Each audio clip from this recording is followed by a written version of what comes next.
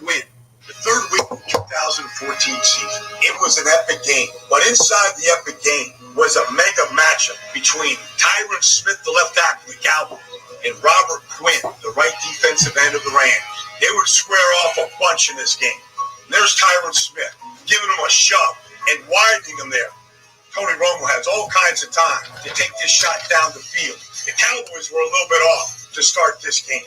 The Rams jumped all over. But this matchup was going on. They both came out of the same draft, 2011. Tyron Smith, the 9th player picked by the Cowboys. Robert Quinn, the 14th player taken by the Rams. Both of them just 20 years old when they came out. But in 2014, they were 23 years old. Quinn coming off an all-pro season in 2013 with 19 sacks. And Tyron Smith coming into his own, becoming the first-team all-pro left tackle, playing at his best, giving Romo time to find DeMarco Murray. In fact, it was a mega year for a lot of the Cowboys. Right here, let's watch it. Travis Frederick at center, Ron Leary at left guard, Tyron Smith right there at left tackle. That's Aaron Donald. We had the best offensive line in football. Coming out of Pitt. They had 4 first-round draft picks on the defensive line, and they slid to Aaron Donald and Robert Quinn almost all day long, building a picket fence, not allowing them to get through, giving Romo time to find Jason Witten on the road to his Hall of Fame career. But on 3rd and 8, Tony Romo dropped back, down 14-0. Things were looking bleak. It was 3rd and 8. Tony Romo's going to his favorite target, Des Bryant on the outside. He's up against Janoris Jenkins. What's up, everybody? It's a stop route. And Janoris Jenkins, the jackrabbit, jumped it. And like a Let me go ahead and get to it, man. I was just watching. When y'all get a chance, go to NFL.com and go look at the epic matchup: Smith versus Quinn, Tyron Smith versus Quinn. Check that out, man. Back in 2014? That was supposed to be our year. I think that was the year with the Dez catch.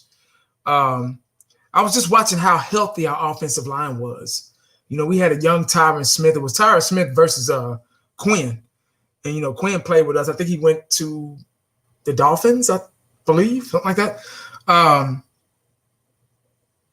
Yeah, man, I was watching that matchup, and we had such a healthy offensive line, man. We had Tyron Smith at the tackle. Guard, we had Ronald Leary.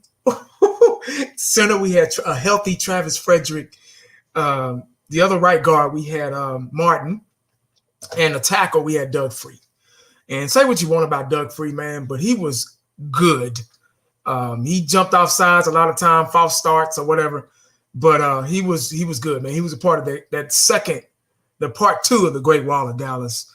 And, man, that line, Romo could read his text messages back there, man. I mean, that line was awesome, man. That's why we were so great that year, man, and for years to come. But unfortunately, you know, Father Time caught up with some guys, and we still got some aces in the deck. But just going back and watching that, man, was just, man, let me see who I got in here, man. It's going to be a quick stream, guys. It's Sunday evening, going into Sunday night. I'm not going to hold y'all too much, man.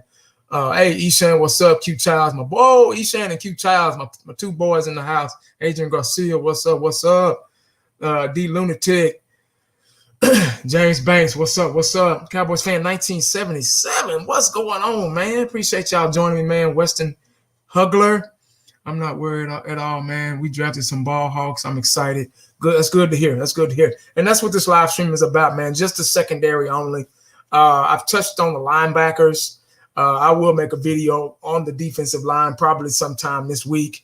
But I just wanted to go into – I got my paperwork right here, guys. I was doing my homework. Coach 1980 has his paperwork right here. I got the tail of the tape right here. And I also went back and dug up Dion's stats from his early years all the way until into the Cowboys, 95 through 97. And I wanted to kind of compare his picks, his interceptions by year, along with these new guys, with these young guys that we got. Because we got a young secondary now. Now that Byron Jones is gone to, you know, the Dolphins or whatever, and he's the highest paid defensive back, one of the highest paid cornerbacks in the league or whatever. I had to go back and look, because This is kind of suspect to me. Some of y'all might be comfortable with it. That's fine. More power to you. Who else I got in here? Mr. Chips Hadley. What's up, man? Cowboys sure miss Ron Leary. Oh, yeah. Ron Leary was a beast, man. He was a beast. When we let him go, I was like, that was a part of that chain that was missing, man. But, we got Collins or whatever, so he stepped up tremendously. So that's a good thing. I thought we were going to sign him back. But I don't know what happened. Well, I guess we didn't. Cowboys, I'm sure. Esham, my film is coming out. Oh, okay. On the 28th. Hey, I'm gonna be sure to look that up, dog. Esham has been a supporter of mine, man. So has Q Child's been for a while. Everybody, pretty much in the comments section, have been supporting me for a while. So I appreciate y'all. So I have no problem going back and looking at y'all's creative work and everything. I think we'll be all right. Version. That was the best version of that was the best version of our offensive line. Romo that year, 14. Oh my God, that was a great year for us, man. We had DeMarco Murray at running back, and we had a young, talented Des Bryant, which was coming up. Romo, that was a Romo ready built team. We had a comfortable Romo who was accurate, who was not always consistent all the time. He had his share of interception too, and overthrown and underthrown passes. But Romo did some great things for us, man. He knew the offense. He was like a coach on the field, and he can kind of pick things out, on the defenses and kind of single people out and find the defense's weaknesses. He was really good at that. Romo was just so fragile. He just couldn't take a lot of hits, and that's what took him out, unfortunately. And Dak Prescott came in and saved the day. Well, hopefully saved the day. Let's see. We had 7 INTs, 10 fumbles last year. We need to have 12 this year. Hey, the lunatic did his homework too. See, that's what I'm talking about. Blue, what's up? What's up? Yes, sir. Yes, sir. I'm glad to be back, man. Glad to be back. I'm trying to be consistent with y'all. At least 3 videos a week, a live stream to mix, to come out with a good flavor, good recipe. But let me get on into it, man. Hey, I appreciate it, Cowboys fan 1977. Yeah, there's no other way to be. Like I say, it's off season. It's I think season still, and it's really slow right now. So I'm just kind of going with the flow. I'm not expecting a whole lot of views and things like that. I'm not on here for views. If I get them, I get them. But I'm on here to talk about, I guess, what I think, because this is the I think season. I'm not gonna get in here talking about what I know and this is gonna happen. No, I hate doing predictions and stuff like that because it never turns out to be that way, and you end up looking stupid afterwards. So I just try to be realistic towards the players and approach the game in a realistic manner. That's what I've been doing. I don't try to clickbait or persuade somebody to watch my live stream or whatever. It is what it is, man. You'll watch it down the road someday, somehow, some way, But if Governor, I think Diggs would have been starting day one. 1982, they'll still be. Right? Okay, let me go ahead and get into it. Ishan, let me go ahead and get into it. I just went over the depth chart, and another guy had made a video from Cowboys.com talking about the secondary depth chart. And right now, Cheeto is starting at cornerback number 1.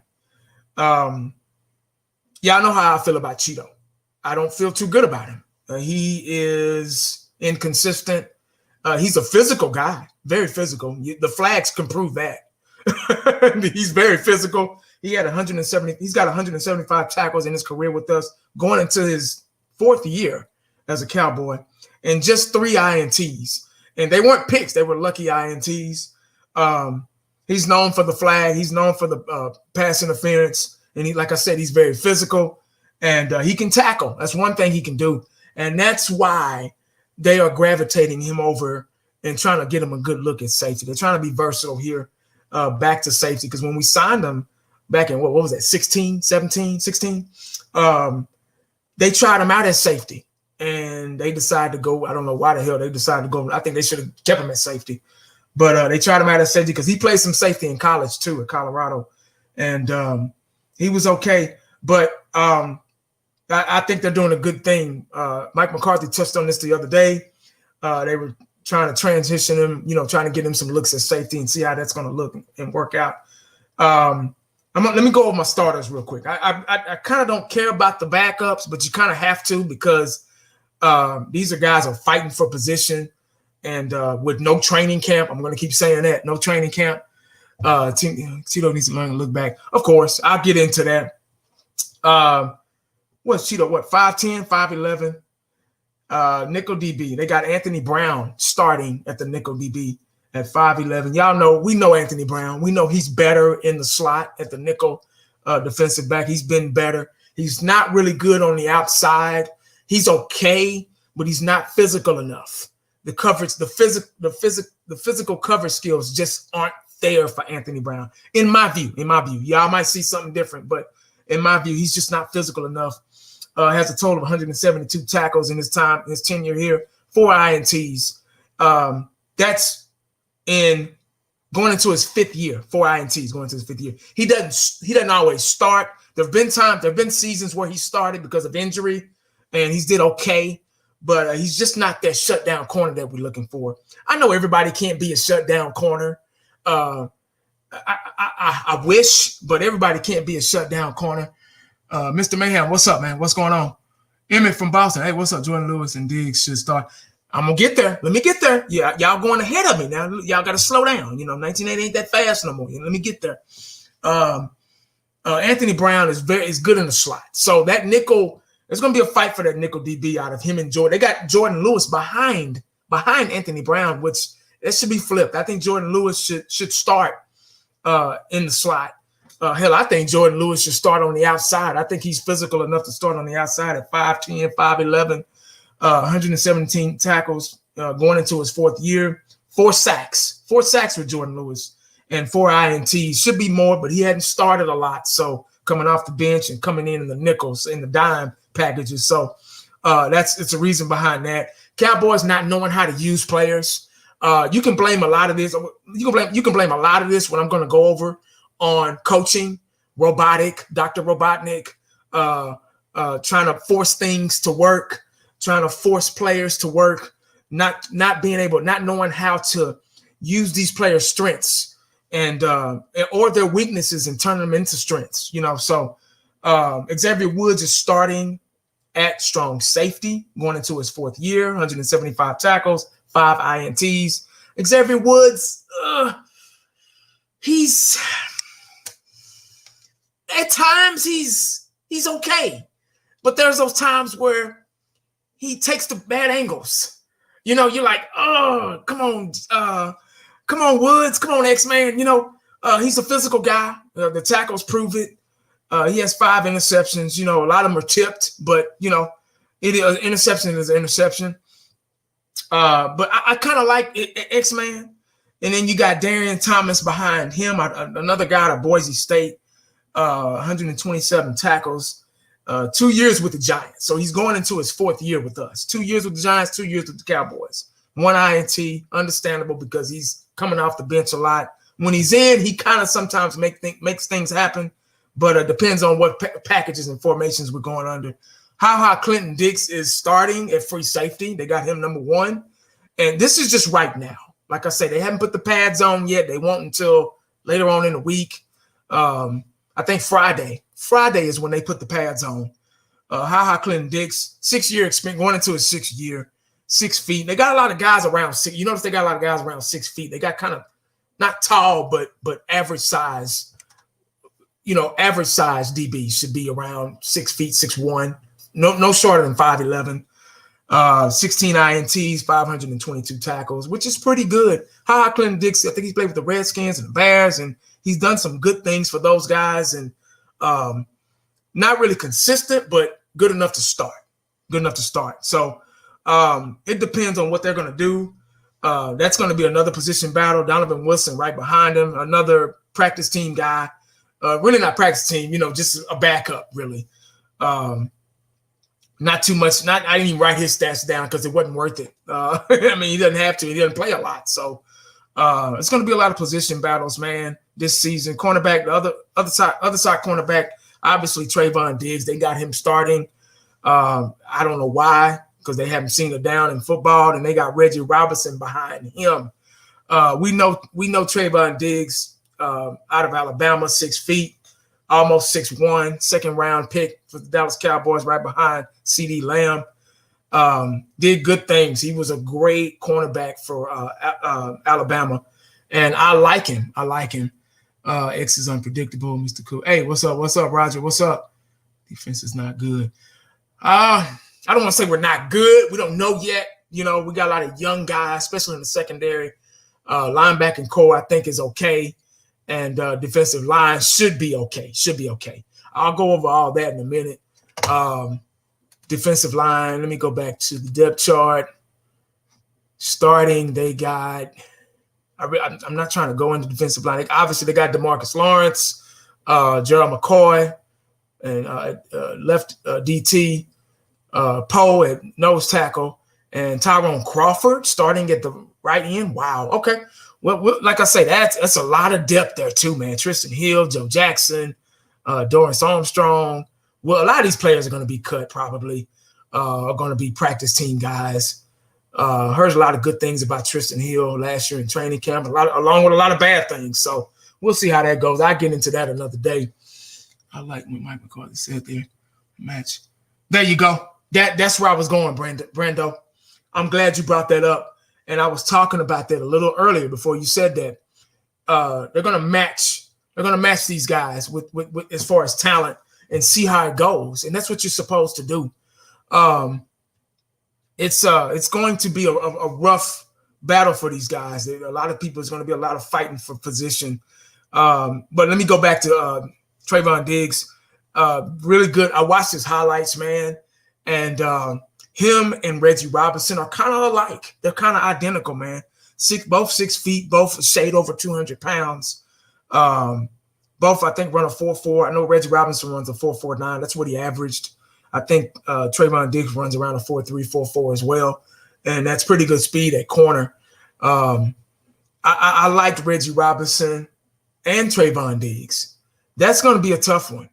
That is going to be the one I keep my eye on as far as position battle, that number 2 corner. They both play on the ball. They both turn into a wide receiver when the ball is in the air. They both can tackle pretty good on the college level. And they both got the height and the speed and the agility and the quick feet to keep up with the receiver and make a play on the ball. And that's what you want. And that's why this is probably going to be one of the toughest out of the secondary, going to be one of the toughest position battles in the secondary. Now, there are rumors. These are just rumors, guys. The Cowboys are looking at Marcus May for another of the free safety for the Jets. They didn't get the other guy, but they're looking at him. He's got some experience. He has four INTs in his career, 178 tackles. So he's no stranger to tackling. He's kind of like a ball hawk, So we'll see, man. That's just a rumor, though. I don't know how, rumors are, you don't know yet. But that is a rumor that they're looking at him. So they're probably going to have to sign somebody that's got some experience back there. And I don't know if it's going to be a corner or if it's going to be a safety, but they got to sign somebody. I mean, they got Clinton Dix is good. X Woods got, he's got some experience as well. I don't know. It's kind of, you know what I'm saying? These guys are so, what I mean by experience, I mean like, I don't want to say superstar, but none of these guys I just named are superstars yet. Nobody stands out. There's nobody to say, oh, man, Clinton Dix, or, oh, Xavier Woods. Nobody on this list right here. And I didn't even name all of them. I didn't name the third string guys and the practice guys. But, Trayvon Diggs, everybody has a high expectations for him. I got high expectations for him as well as Reggie Robinson. But both of them can't play. So I don't know. They might work Reggie Robinson at the other side with Cheeto. Who knows, man? You got Darryl Worley over there, 4-year guy.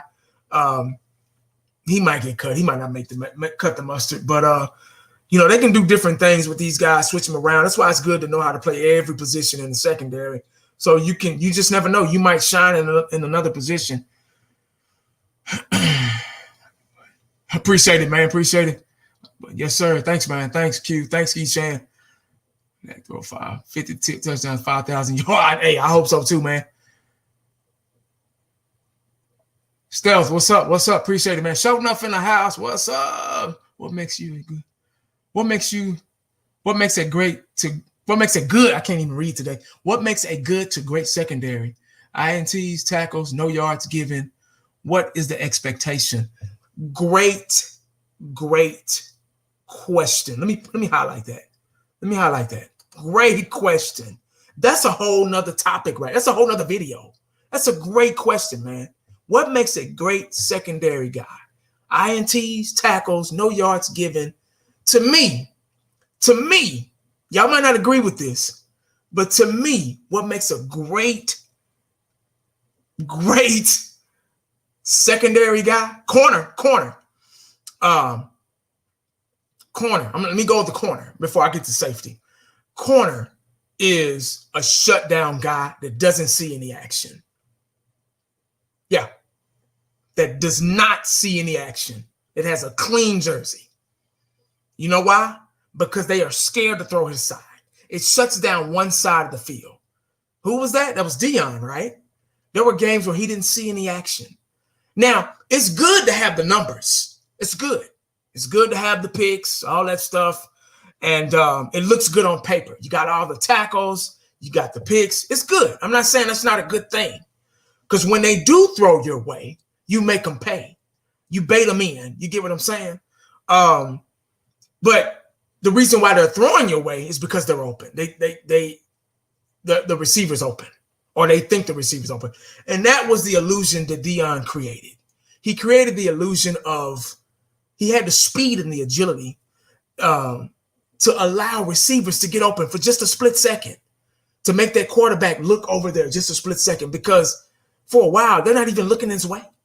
So he demanded the attention. He demanded the playing time. I'm just out here, man. I'm on an island by myself. I'm not getting any. So let me let this guy get open. How about I let this guy get open and let me see what happens. And as soon as he throws the ball, I break on the ball. See, they don't teach that anymore. But see, that's not taught. That's natural talent. You get what I'm saying? You're not going to teach something that you haven't done yourself. Let me repeat that. You're not going to teach something that you haven't done yourself. If you haven't mastered it yourself mentally, not even mentally, or seen or witnessed yourself mentally, you're not going to teach it. And that's why these cornerbacks are struggling in today's game, because you get these fat mouth defensive coordinators. They say all the right things. They'll look good in the interviews. They'll look good. Chris Rashad. They'll look good in the interviews. They'll say the right things. But as soon as our defense gets out there, that offense is nickel and diamond up the field. Touchdown. What happened? You get what I'm saying? So I know the players are out there playing, and it's up to the players to make the play, to do the homework. I send you home with homework, do it. I give you assignments in class, do it. But it's up to the teachers to teach them right, to guide them right, to put them in the right position. You get what I'm saying? A lot of players need more guidance than others. A lot of players don't. You know, they can get out there, natural talent, know where to be, boom, touchdown. Pick six, whatever. Dion had that, but he didn't have it at first. Let me go over Dion's stats real quick. In 89, rookie year, Dion had 5 interceptions. That's pretty good for a rookie. That's damn good for a rookie, guys. He had 5 interceptions. In 90, Dion got beat a lot in 89. He'll tell you. There were games I watched with the Falcons that Jerry Rice toasted him, and he had to learn technique. He had the speed. He had the agility. He had the hands. He just didn't have the technique yet. And that's understandable for a rookie. 90, he had 3 interceptions. 91, he had 6 interceptions. So he started getting a little bit more comfortable at the position, allowing players to get open. 92, he had 3. 93, he had 7 picks. That's in one season. 94, he had 6 interceptions. And then when I get to the Cowboys, see 94, from 89 to 93, he was with the Falcons. Then you had that one season with the 49ers. He had 6 interceptions. He was allowing players to get open then. 93, 94, he was still dominant, but he was just allowing players to get open so he can get that action. And that's what he did. That's why his numbers are so high. 95, 96, 97. And that, obviously, he was a Dallas Cowboy then. We won a Super Bowl with him in 95. He had 2 interceptions that whole year in 95. We got him kind of towards the middle of the season. Well, not the middle, but we didn't. I think it was the Atlanta game. We played the Atlanta Falcons. I don't know if that was a middle or close to the middle. But we had to work out a deal, big time deal back then. But this era, 95, 96, they were scared to throw his way. They just didn't want to throw his way. They was like, you know what? We see his stats from 89 to 94. He got a Super Bowl with the 49ers. He had, 93, he had 7 picks. 94, he had 6 picks. He can punt, he can kick return, he can play offense. Let's just not throw his way. Let's not do that. Let's just not throw his way.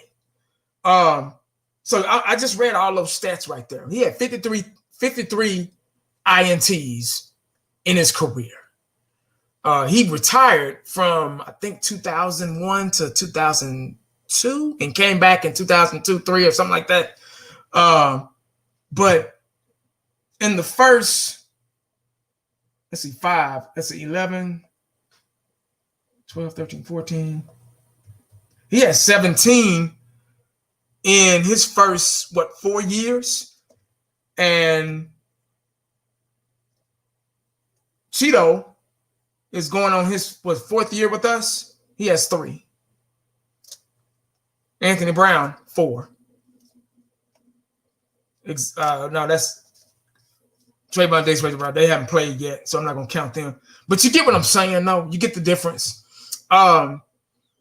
It's all about how these players are being. Ryan Clark, what's up? What's up? If the defensive line can keep the linebackers clean, and with names like McCoy, Poe, Gallimore, Lee Smith, come on, that's a good one. Yeah, I like that one too. That's a good one right there.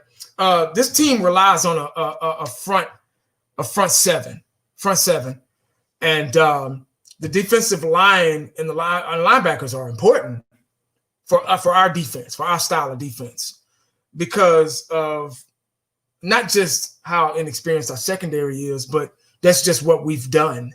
That's the type of defense that we go off of. The front 7 is more important. That's why we didn't sign Jamal Adams. Everybody, we're going to get Jamal Adams and the other guy from Seattle. I can't never remember his damn name. What's his name?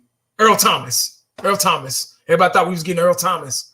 No, the Cowboys don't put a lot of stock into secondary guys. You get what I'm saying? They got burned with Carr. Brandon used Carr. Claiborne, guys like that, man. And they just don't want to go through that again. They'd rather spend their money on the interior guys, the defensive line, the front 7, defensive line and the linebackers. But yeah, that's it's a domino effect. It makes everybody better. If the defensive line is playing lights out, regardless if we run a 4-3 or a 3-4, whatever formation we're running, obviously the linebackers are going to be in a better position to maybe go in a zone or sniff out a play or spy on the QB. And that's why I was hoping we run a 3-4 and have more linebackers out there, more speed, but that's another subject right there. Then if your linebackers are playing good, secondary is going to look good. Because if you don't have time, I'm looking at have you ever went online and looked at the cornerback drills? The one-on-ones? You got a receiver, you got a cornerback, especially the young guys going to college. I see a lot of the young guys, they're going one-on-one with the wide receivers going one-on-one with the cornerbacks, and they got all this time to finally get open. You don't have it's not realistic. It's a good drill because it gives you some type of peace of mind about the position, about the corner. It was really based on the cornerbacks, but eventually that receiver is going to get open because of all the time they have. It's a good drill, but it's not realistic. Realistically, you get what I'm saying? It's not realistic because the quarterback only has like maybe 5 seconds to find somebody open to throw the ball before he gets his ass lit up. Unless you got a Jackson or Russell Wilson or, a scrambling quarterback there that can, break a few tackles and juke, and then find you open. But that's not every damn down. You get what I'm saying? So those drills aren't realistic because a quarterback does not have that much time to find somebody open and throw the ball. They got maybe 3 to 5 seconds to find somebody open and throw the ball. You prefer a great D-line or a great secondary? As much as I like Paulo, what's up, man? Appreciate all the way from Brazil. Appreciate you joining me. Jonathan Cook, what's up, man? His scheme also. Jason Garrett, staff was trash. Yeah, for sure. I released one last year. Would you prefer? Oh, Paulo, let me get to your question, man. Would I prefer great D-line or a great secondary? I believe, as much as I love secondary, because I was a secondary guy, D-line, because it makes everybody else's job easier. Not to put all the work on the D-line, but that's what they're there for. That's what they're designed for. They're designed to get out there and go after the quarterback, stop the run before it even starts. Because the guys in the back are not great tacklers. You don't want to put it in their hands unless you got an all-pro safety out there that can come up and make a tackle, and like a Darren Woodson or a Brock Marion or somebody like we had back in the day, or a Ronnie Lott, or damn, what's old boy's name? I can't. He's one of the best too for Baltimore. Ed Reed. Ooh, Ed Reed. Yeah, you got an Ed Reed back there, and then what it is. But yeah, man, it all starts with the defensive line. That's where it starts. And if they're doing good, linebackers are doing good. Linebackers are doing good. Secondary is doing good. It's just common sense. I'm not saying you don't have common sense. I'm just generally speaking.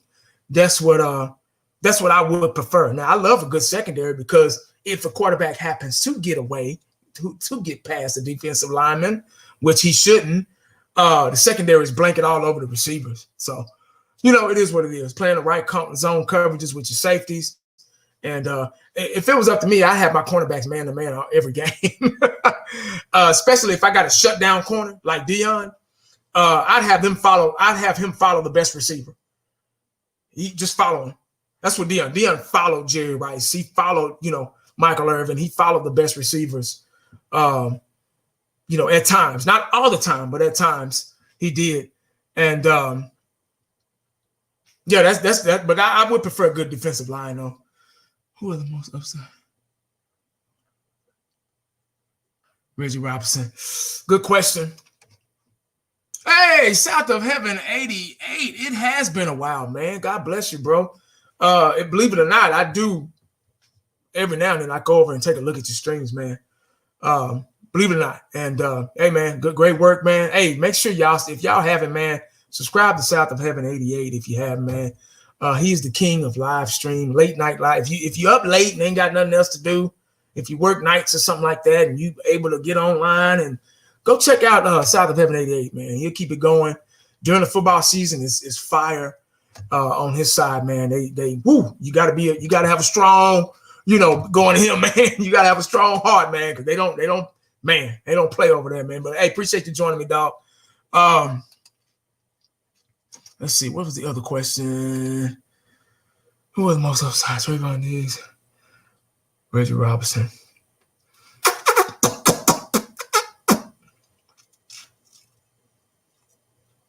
That's a good question because there's so much. They're almost identical, man. Trust me. Go back and look at their highlights. Please go back. They are identical.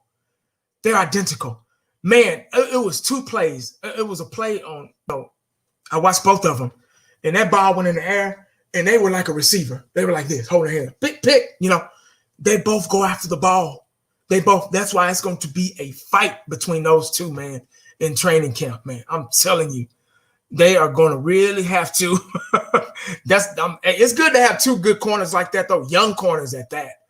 I'm saying, do you remember Michael Jackson for tight end draft 2009? Yeah, man. Whew. Sorry. Yeah, I saw that. I saw that earlier today. Yeah, he went. Who did he play for? I know he played for us, but he played for somebody in between Us and the Patriots. He got traded to the Patriots. I can't remember. Take care. Hey, Dave, appreciate you, man. Yeah, I know it, man. It's Monday, it's Sunday, man. Got to start the work week over again. I love Sundays, but towards when 4 o'clock come, I'm like, got to go back. It is what it is, though. Yeah, it was Detroit Lions. That's what it was. Yeah, I saw that, man. Hey, more power to them, man. The Patriots gonna still be a good team. I can't say they're gonna be a Super Bowl team, but Cam Newton ain't no pushover, man. He's a good quarterback, so we'll see how that works out. But I just wanted to kind of get on here, guys, and show my concerns over our secondary. We have guys here that know the system. Cheeto is supposed to know the system. Anthony Brown is pretty good at nickel. He knows the system. Xavier Woods knows the system. Clinton Dix doesn't just yet, but he's experienced. He has 6 years going into his 6th year. He has the numbers. Looks pretty good on paper, but inconsistent at times and great at times. So we'll see with him. He more than likely, he's probably going to be our starting free safety. I can see Anthony Brown, Jordan Lewis, Anthony Brown. That's going to be a fight. I like Jordan Lewis. I've always liked Jordan Lewis because he's a playmaker on the ball. And Anthony Brown just doesn't have the physicalities, I think, as an outside corner. But he's very good at the inside, on the nickel and the slot. So that's going to be – I think they should test Jordan Lewis out at the other corner. If they're gonna work Cheeto out at safety, they need to work Jordan Lewis out at corner. So, like he said, he's going to be versatile. He's going to see how these players are going to do at other positions. This is his time to do it. And if they're going to do that, they might as well work Jordan Lewis out at number one, at the number one corner here. Clinton Dix, Donovan Wilson, we'll see. Clinton Dix probably going to start. That's a no-brainer right there, unless they sign somebody else, unless they sign a couple of secondary guys that come in and, show out, in practice, blue and white game, training camp, whatever, that he's probably going to be the starting free safety. So that's probably the only one.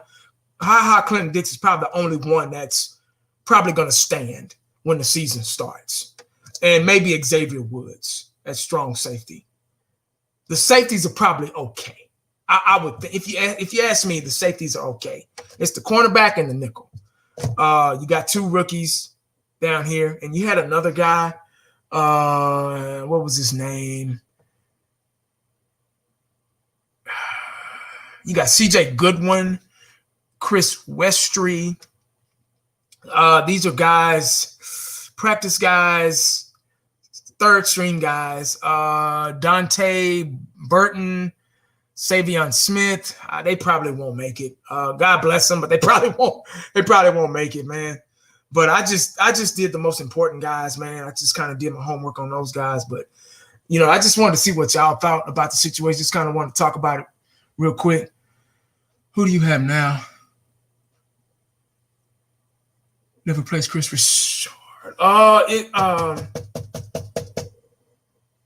No, Nolan's the defensive coordinator. It's the guy from is it the guy from A&M? Let me go back. That's a good question.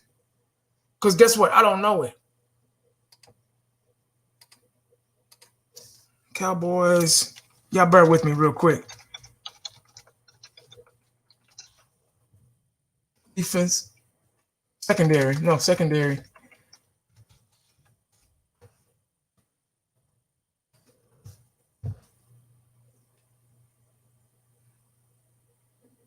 No. It's not Chris Richard.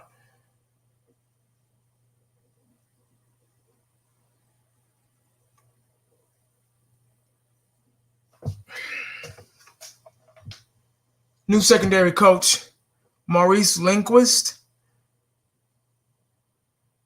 Let me see. He wants new secondary coach, Maurice Linguist wants ball hawks at safety. He said that's the first word that came out of the mouth of new Cowboys secondary coach Maurice Linguist when asked what he wants in a safety. That seems to be a trend at defensive coordinator. Mike Nolan also stated that as well. to create players that can make plays and create turnovers. Lincoln was interviewed recently. Blah, blah, blah, blah, blah. Yeah, Texas A&M. I knew I was right. Texas A&M. Yeah, I saw him.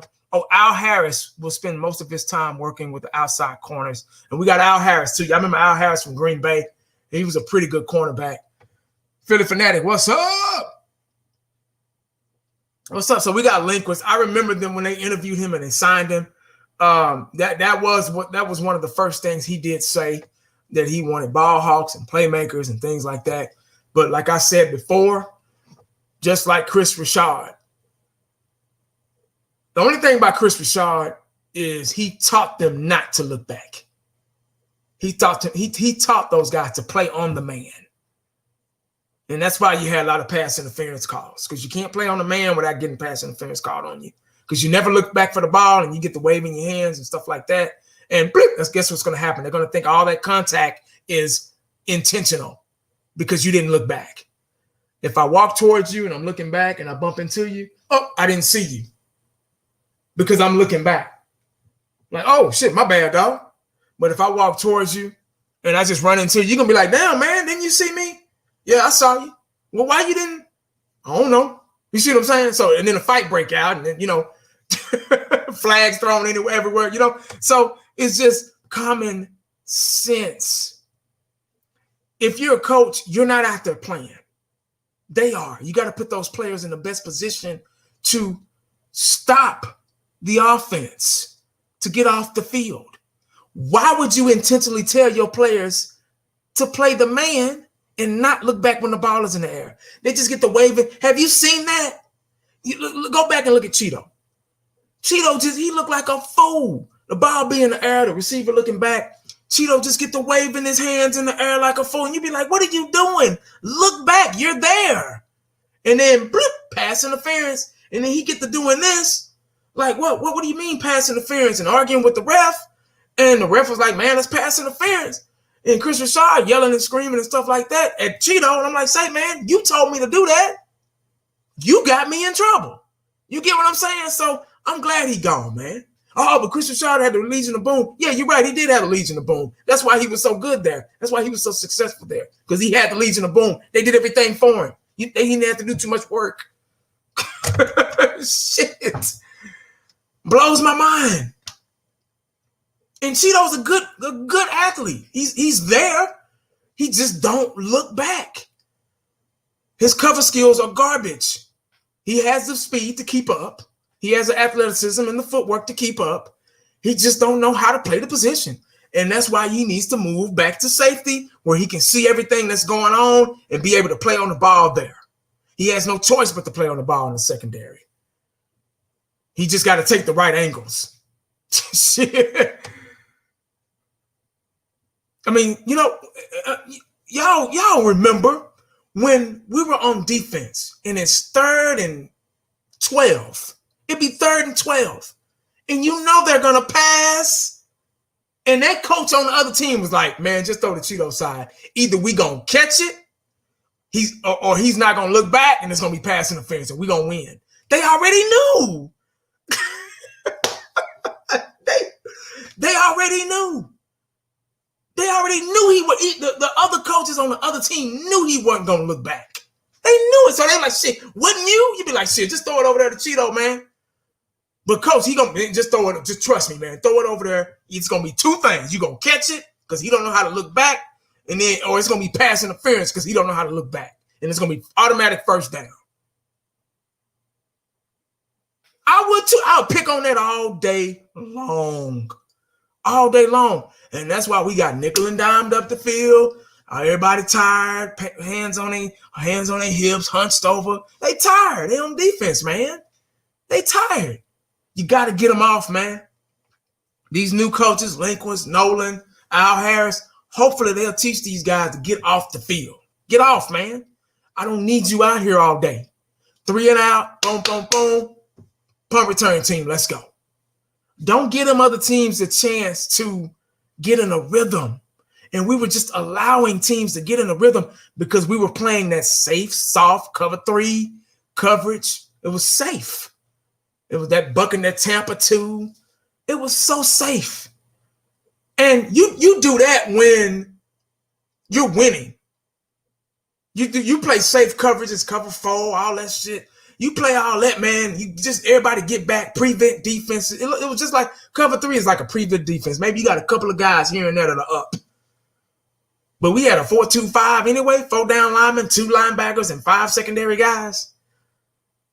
So everybody was back. So that's why they found holes in the defense. They found holes in our defense. They was nickel and diming up the field. We couldn't stop anybody. Everybody on offense getting plenty of rest. Getting plenty of rest because the defense is steady out there. D-Law, highest paid guy, can't get back there. They tired. They tired. Of course he ain't going to be able to get back there. He being double teamed and pushed around. We didn't have no interior rush at all. So, you know, Quinn and Law, they were doing the best that they could at the time. So, of course. D-Champ, what's up, man? He said, hey, it'll be 3rd and 20. They still, yeah, exactly. And I know. When it's 3rd, like Champ just said, it's 3rd and 20. And you know they're going to pass. And they throw that ball in the air. Once you doing this, like, Tito, oh, Byron, look back. And they pass interference. Or they catch the ball. I'm tired of that. I remember watching Deion, man. He was just like a gnat. Have you ever had a gnat to fly to get in the house and you just can't get them out of here? They all in your face, or when you're driving, you know, they get in your face and you're like, damn, man, get back. You know, that's what we need. That's what's been lacking. I mean, seriously lacking, dude. Don't make no sense, man. So, like I say, that's why I'm kind of concerned about what I'm looking at right here. What I'm looking at right here. I'm concerned about it. If you're not concerned, something wrong. Oh, man, we should have kept Byron Jones. He was our best DB. He was. I didn't like at times. Byron Jones is a real sensitive topic because a lot of people liked him. So it's really sensitive. You know, you got to watch it when you talk about Byron Jones. That's like Dak Prescott almost. No, I can't nothing compare to Dak Prescott. But Byron Jones was a good corner. I'll give him that. That's the best I'm going to do. I can't do no more. I can't. I can't do no more for Byron. He was athletic. He could jump out of the damn stadium. He couldn't play on the ball as well. Let me pull up his stats. Let me go back to Byron Jones, guys. Byron, y'all bear with me real quick.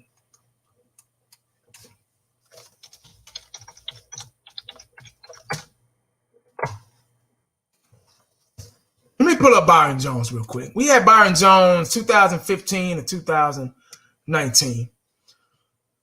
That's 5 years. Oh man, numbers okay. Now, this was gonna hit y'all, so y'all don't get mad at me. I'm reading what I'm reading. If you love Byron Jones and you're mad he's gone, don't get mad at him. But I said good things about Byron. He ran a 4.36 in the combine. He was 6'1", had good height. I thought he was a pretty good safety at times, undersized but pretty good when he played safety. But he was a pretty good corner too. 349 combined tackles. How many touchdowns did he have? I know somebody's going to ask me that. So, not touchdowns, INTs. 2. In 5 years,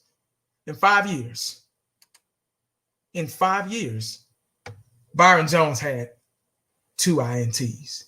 Now, what does that tell you? Deion's first year as a rookie had 5. So you say, oh, well, that's because they didn't throw his way. Bullshit. They tested Byron too. Byron at times did the same thing Cheeto did. Just waved his hands in the air and hoped for the best. And how I know that, look at the number of interceptions. Because if he was such a great corner, and they tested him every game, he was not on an island like Prime. They tested Byron every game. Every game he got tested. He wasn't shutting down one side of the field. They tried to say that in the media on these shows and stuff like that, but they don't know what the hell they're talking about. He wasn't a shutdown corner. He was an athletic corner. He was there. I give him that. He was there. He was our best guy. He was there. But as far as getting the ball back, playing on the ball, being a playmaker, he wasn't. He wasn't. Would I take Byron now? Yeah, I would. But he wouldn't be my number one. I would, because he's been in the league going on 6 years. And that's probably as good as he's going to get. You've seen the best of Byron Jones with the 2 interceptions. Now, he'll run you down like a hawk. He's a great tackler. I've seen him make tackles, important tackles for us throughout his tenure here. But a guy that wants to get, a guy like me that thrives on defensive playmaking ability, that thrives on pick sixes, that thrives on that kind of stuff, Byron wasn't the guy for me. He wasn't. Now, if you want somebody that's just, he'll be there, Now, don't lie. When they threw his way, you were probably like, oh, Byron. I bet you. I know you were. Don't say you wasn't, because you was. You were. Byron had me like, oh, yes, okay. Whew, thank you, Byron. At least he batted it down. But when Cheeto, when they threw the ball to Cheeto, I was like this. And I look over at my wife, I'm like, what happened? And she'd be like, pass interference. And I look up just to make sure, I'm like, God damn. That's how it was, man. I'm tired of that. I need consistent. Nothing's perfect. Nobody's going to be perfect. There's never going to be a perfect cornerback. How Dak looking out there with the new coach? I don't know. I guess he's doing all right. I ain't seen him in pads yet, but Coach Mike McCarthy likes him, loves him. Said he's a great guy, yada yada yada. But yeah, man, I cringe when the ball is being thrown or our secondary. I cringe every time, and I'm just tired of cringing. I just am. You can go and do a film session on each and every last guy in the secondary and talk about how good they could be. Because the only word you could use is could. Well, he could be. Well, this guy could be. Well, shoot, man, he could. Because you don't know. The only people you know is Cheeto, Anthony Brown, Jordan Lewis, Xavier Woods, maybe Clinton Dix if you follow him on with the Bears or the Packers or whatever. But he's here because of Mike McCarthy, whatever. But and nobody likes Cheeto. X him out. We want to see him in the safety position. Anthony Brown, good nickel DB. I give him that. Pretty good in the nickel. But we all want Jordan Lewis. So that should be flipped. Xavier Woods, still young, still got a lot to learn, makes good plays at times, pretty good tackler, has 5 INTs in his career. So, okay. Dion had 5 in 1 year. So, Clinton Dix, experience, different teams, different systems, able to adjust. We'll see. And then you got Diggs and Reggie Robinson, which are damn near identical as far as the way they're playing styles at cornerback. So that's just that's like throw up tackle. Y'all remember throw up tackle, just throw the damn ball and see what happened? That's up for grabs right there. So we'll see. I remember in high school when I didn't look back, the coach would kill. Yeah, I remember that too, bro. Yeah, good point.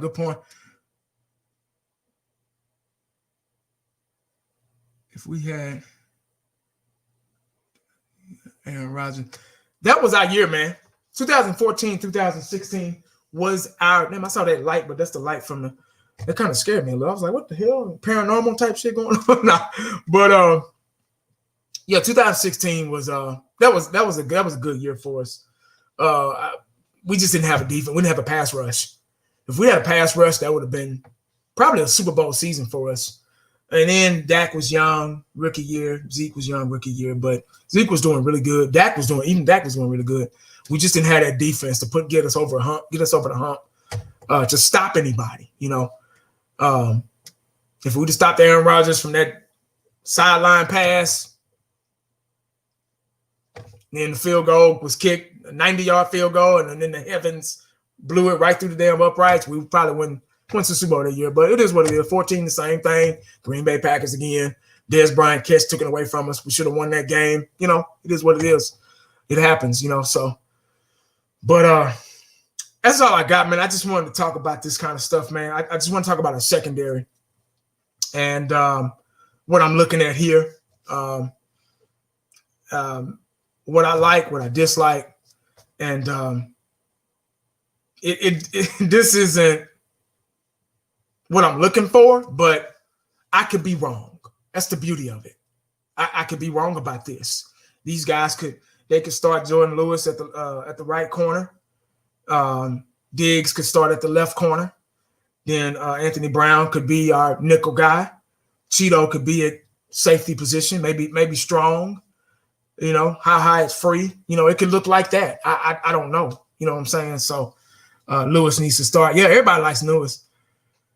I appreciate it so enough. Yeah, man. I just you know me. I can go on and on about the secondary. That secondary is my thing, so I can go on and on about that. But it's Sunday night. It's 8:42 here, Central Standard Time here in the DFW. So I don't know where y'all are at, but it's getting late. So I'm gonna go ahead and get off here, man. But I appreciate y'all joining me tonight, and just to talk some kind of Cowboys football, man. And I don't know. I'm iffy about this. I don't know if you can see that. Probably can't. But I'm iffy about that. I'm really iffy about it. I know it's just the beginning. No pads yet. Not until Friday. But this is what they got down on the depth chart right now as we speak. And I'm iffy about it. We're probably going to see some changes. And we'll see. We'll see. Gainesville, Texas. Oh, what's up? Yeah, man. Hey, I appreciate y'all, man. Really do. Thank you, man. Yes, sir. No problem. Yeah, I'm iffy. Y'all see I'm yawning, man. But I'm gonna get ready to get ready for my work week. Weekend's already over. But hey, man, appreciate y'all. Thank y'all for joining me tonight. Depending on what happens tomorrow, I'll probably make a video, go live. I don't know. But thank y'all. Every last one of you, man. Much love, much respect. And make sure you stay cowboyed up and prayed up because you never know what the day is going to bring you. Holla back at your boy.